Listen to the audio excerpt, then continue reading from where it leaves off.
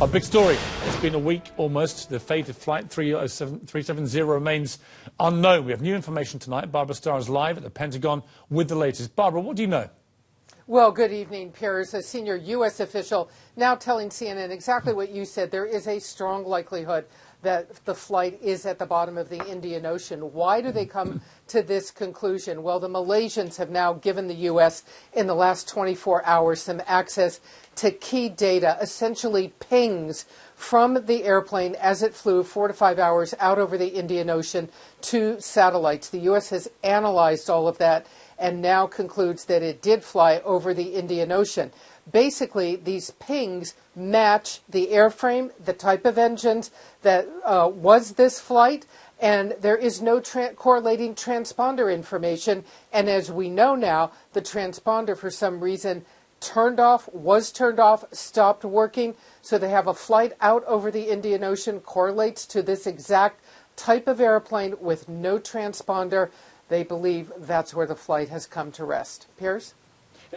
Barbara, why are they so convinced that it may have gone to the bottom of the ocean when many other people are theorizing from this information about the pings that it could potentially have been hijacked or stolen to order and landed somewhere? Why do they believe it has actually crashed into the sea?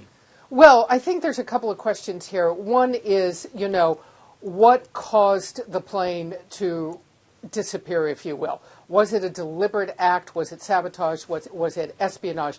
Was it sabotage? Was it some kind of hijacking? We do not know the answer to that. Nobody at the moment really knows the answer to that because they have no definitive intelligence or information that leads them to believe it was an act of terrorism, sabotage, a deliberate act, pilot suicide, any of these theories that we've all heard for the last several days. What they do have is data, information now, highly technical data that tells them the likely path of the plane.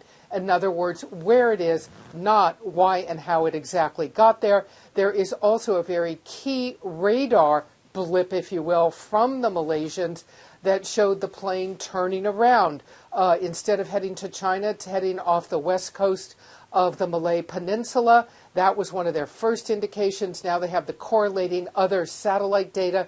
So they're beginning to put the clues together, beginning to put the pieces together, all of this leading them now to turn their attention to the